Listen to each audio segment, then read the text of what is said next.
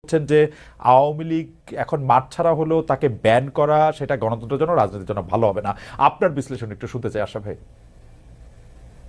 প্রথম কথা বলি যে আহ, এই স্টেটমেন্টটা আমার ধারণা বর্তমান পরিস্থিতিতে একটা গেম চেঞ্জিং স্টেটমেন্ট।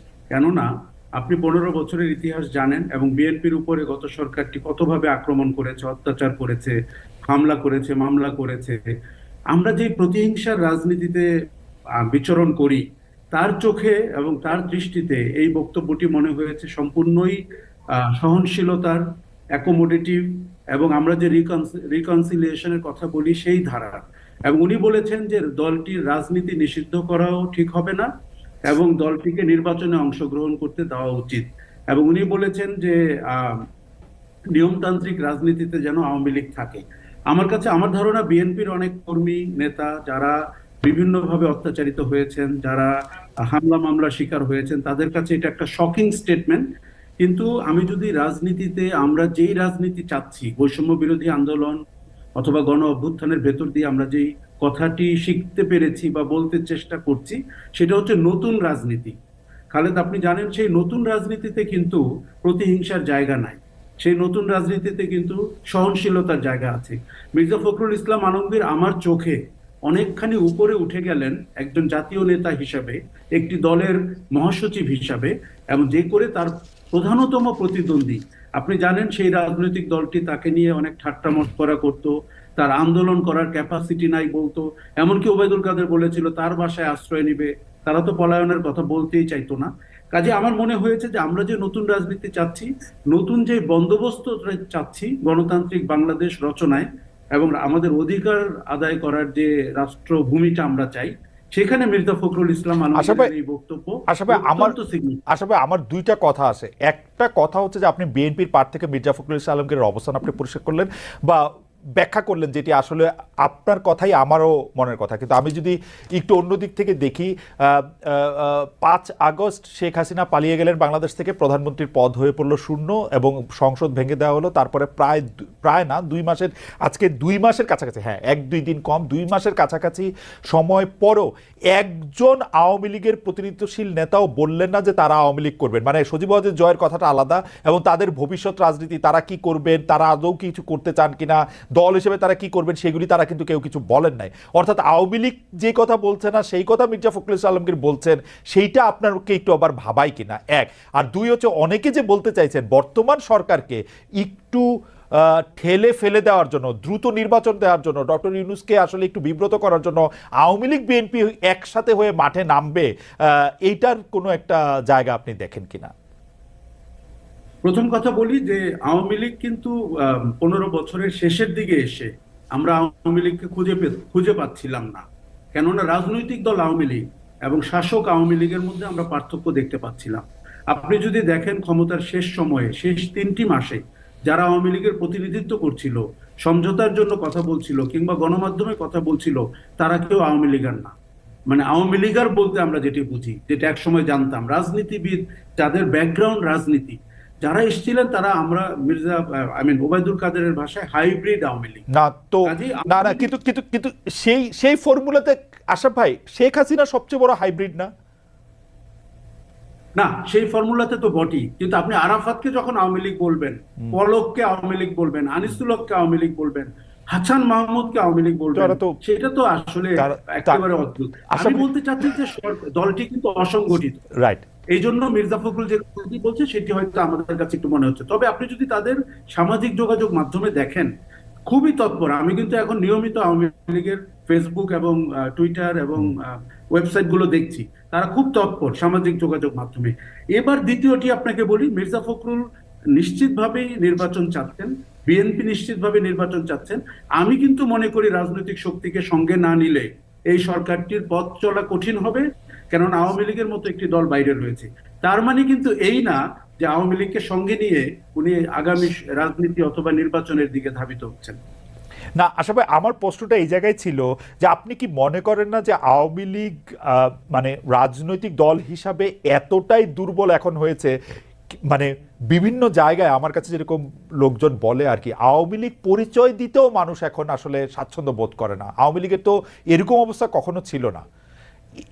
আমি আমি এই জায়গা থেকে ওরা বলি, এই জায়গা থেকে পঁচাত্তরে জি পঁচাত্তরে যে ঘটনা ঘটেছিল, যে নির্মম ঘটনা ঘটেছিল, যে হত্যাকাণ্ড ঘটেছিল, আমার বিচারে কিন্তু 24 সালে আওয়ামী লীগের তার থেকে 100 গুণ বড় ঘটনা ঘটেছে।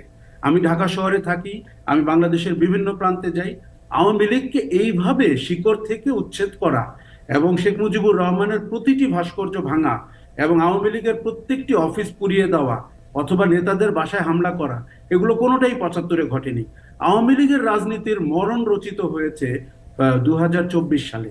কাজেই আওয়ামী লীগ পরিচয় কিন্তু একটি অপরাধমূলক পরিচয়। আওয়ামী লীগ একটি সন্ত্রাসী সংগঠন, গণহত্যাকারী সংগঠন। মির্জা ফখরুল কিন্তু অনেক উদারতার সাথে বলেছেন কথাটা, মাঠের পরিস্থিতি কিন্তু খালেদ তা না। Exactly, exactly. আমরা আবার আসবো আপনার কাছে। আমি একটু জনাব রাশেদ খান আপনার কাছে যেতে চাই। জনাব রাশেদ খান, এই গণ অধিকার পরিষদের জনাব নুরুল হক বলছিলেন বর্তমান সরকারের ভেতরে সুবিধাবাদীরা ঢুকে গেছে, এই এনজিও মার্কা সরকার নিয়ে খুব বেশি দূর এগোনো সম্ভব না। আপনি কি এই বক্তব্যের সাথে নিশ্চয়ই আপনারা দলগতভাবে একমত যে সরকারের ভিতরে সুবিধাবাদীরা ঢুকে গেছে? সরকারের ভিতরে সুবিধাবাদীরা ঢুকে গেছে বলতে কি আপনারা বুঝাতে চাচ্ছেন যে আপনাদেরকে আসলে নেওয়া হয় নাই? কারণ যেহেতু আপনাদেরকে নেওয়া হয় নাই, আপনারা এটার কোনো পার্ট না, আপনাদের কথা কেউ শোনে না এবং আপনারা ইরেলেভেন্ট, এইটার কারণে কি আপনাদের মনে হচ্ছে যে সরকারের ভিতরে সুবিধাবাদীরা ঢুকে গেছে, নাকি কি কারণে? জনাব রাশেদ আমাদেরকে একটু আলোকিত করবেন। জি ভাই, আপনাকে অসংখ্য ধন্যবাদ। আমি এই প্রশ্নের উত্তর দিতে চাই তার আগে যেটি বলতে চাই, যারা দর্শকবৃন্দ দেখছেন এবং আজকের অতিথি প্যানেলে আমার বড় ভাই আশরাফ ভাই, সবাইকে গণ অধিকার পরিষদের পক্ষ থেকে আন্তরিক শুভেচ্ছা এবং অভিনন্দন। নুরুল হক নূর যে বক্তব্য দিয়েছিলেন সেটি হলো যে বিপ্লবের মাধ্যমে যে সরকার গঠিত হয়েছে, সেই সরকারের চেহারাটা বিপ্লবের মতনই হওয়া দরকার ছিল। এখানে বিশেষ করে যারা রাজনৈতিকভাবে অভিজ্ঞ সেই মানুষদের দরকার ছিল, কিন্তু যাদের শুধুমাত্র এনজিও সেক্টরে অভিজ্ঞতা আছে সেরকম মানুষদেরকে এখানে যুক্ত করা হয়েছে। এবং তিনি সেটি কিন্তু ব্যাখ্যা দিয়েছে। তিনি বলছেন যে এই সরকারের যে পরিধি সেটি কিন্তু বৃদ্ধি করা দরকার, এবং যাদের রাজনীতি করার অভিজ্ঞতা আছে, দেশ চালানোর অভিজ্ঞতা আছে, তাদেরকে যদি এই অন্তর্বর্তীকালীন সরকার অন্তর্ভুক্ত না করা হয় তাহলে এই সরকার কিন্তু ব্যর্থ হতে পারে। এবং এই বক্তব্য শুধুমাত্র নুরুল হক নূর একা দেননি, অনেকেই কিন্তু এই বক্তব্য বিভিন্ন সময় দিয়েছেন এবং রাজনীতিতে অভিজ্ঞতা যে বক্তব্যটা দিয়েছেন সেটা। রাশেদ খান, জি, আমি সরি ইন্টারাপ্ট করার জন্য, মানে রাজনীতিতে অভিজ্ঞতা আছে এরকম কাউকে সরকারের দরকার ছিল। আপনাদের মাথায় কি কোনো নাম আছে যে এইজনকে আসলে অন্তর্ভুক্ত করা যেত বা এইজনকে অন্তর্ভুক্ত করা উচিত ছিল? কারণ হচ্ছে যারা রাজনীতি করছেন তারা তো অবসর না নিলে তার অন্তর্বর্তীকালীন সরকার হওয়া উচিত হবে না তাদের, না তাই না? না, আমরা সেটি বলেছিলাম যে দলগুলোর সাথে আলোচনা করেন, কারণ একজন ব্যক্তি তিনি 3টি মন্ত্রণালয় চালাচ্ছেন, 2টি চালাচ্ছেন, কেউ কেউ 4টি চালাচ্ছেন। একজন ব্যক্তির পক্ষে এতগুলো মন্ত্রণালয় চালানো সম্ভবপর নয়, যে কারণে আমরা যেটি বলছি যে এর পরিধি আপনারা বাড়ান। অন্যথায় কিন্তু দেখেন 2 মাস সবে মাত্র, এখনই কিন্তু সমালোচনা শুরু হয়ে গেছে। তো এজন্যই আমরা বলছি, কারণ এই সরকার যাতে রাষ্ট্র সংস্কারে সফল হয়, অন্যথায় এই 17 জন ব্যক্তির মাধ্যমে 18 মাস 2 বছর টেনে নেওয়া সেটি খুবই কঠিন হবে। তো সেই জায়গা থেকে সমালোচনা এইভাবে এসেছে যে বিপ্লবী সরকারের চেহারাটা আসলে যারা বিপ্লবী নেতৃত্ব বা যারা ওই ধরনের সিদ্ধান্ত নিতে পারবে সেই ধরনের মানুষকে এখানে বসানো দরকার ছিল। কিন্তু আমরা দেখতে পাচ্ছি যে এই সরকারের অন্তর্বর্তীকালীন সরকারের অনেকে আছে সিদ্ধান্তহীনতায় ভুগছে, বিভিন্ন জন বিভিন্ন সময় বিভিন্ন ধরনের বক্তব্য দিচ্ছে। তো যেমন একজন বললেন যে ভারতে এইবার আমরা ইলিশ পাঠাবো না, আমরা দুঃখ প্রকাশ করছি, কিন্তু আরেকটি মন্ত্রণালয় তিনি ভারতে মানে আমি কিন্তু আওয়ামী লীগের সরি রাশেদ খান, রাশেদ আমি কিন্তু কঠিন বক্তব্য বা জোরালো বক্তব্য আমরা শুনছি না। রাশেদ, সরকার কি তার সিদ্ধান্ত পরিবর্তন করতে পারবে না? সরকারের একজন যদি মনে করে যে আমি ইলিশ পাঠাবো না, 3 দিন পর ইলিশ পাঠাতে পারবে না?